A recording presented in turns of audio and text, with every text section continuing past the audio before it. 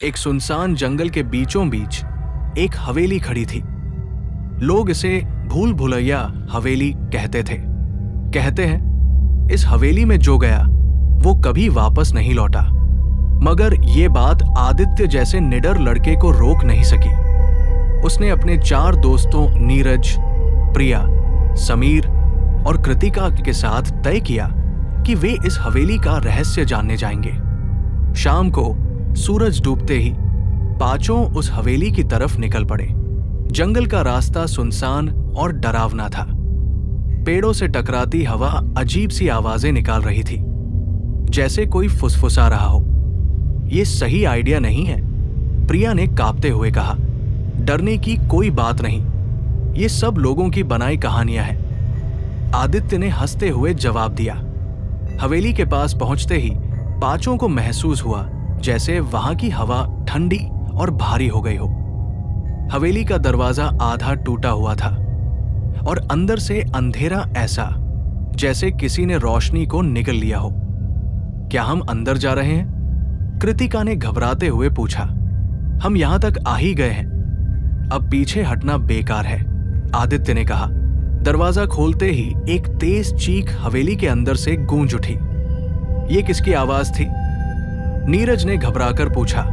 शायद हवा का शोर, आदित्य ने खुद को और बाकी सबको दिलासा दिया।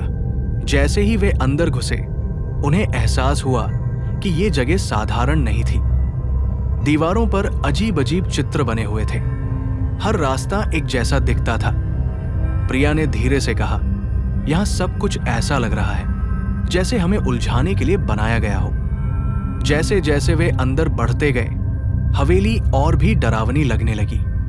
अचानक समीर ने चीख कर कहा, मुझे लगा किसी ने मेरी पीठ पर हाथ रखा।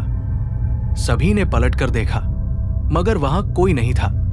तुम्हारा वहम होगा, आदित्य ने कहा, लेकिन उसकी खुद की आवाज भी कांप रही थी। वे एक बड़े हॉल में पहुंचे जहां एक पुरानी झूले वाली कुर्सी थी। कुर्सी अपने आप धीरे धीरे हिल रही थी। कृतिका ने डरते हुए पूछा, क्या यहां कोई है? जवाब में एक धीमी आवाज आई, तुम्हें यहां नहीं आना चाहिए था। पांचों के होश उड़ गए। नीरज ने चिल्लाकर कहा, चलो यहां से निकलते हैं। लेकिन जैसे ही उन्होंने बाहर जाने का रास्ता ढूंढने की कोशिश की, वे घुमावदार गलियारों में उलझ गए। हर दीवार और दरवाजा एक जैसा दिखने लगा। यह कोई सामान्य जगह नहीं है, प्रिया ने कहा। हम फंस चुके हैं। जैसे ही वे एक और दरवाजे के पास पहुंचे, दीवार पर उनकी परछाइयां दिखने लगी।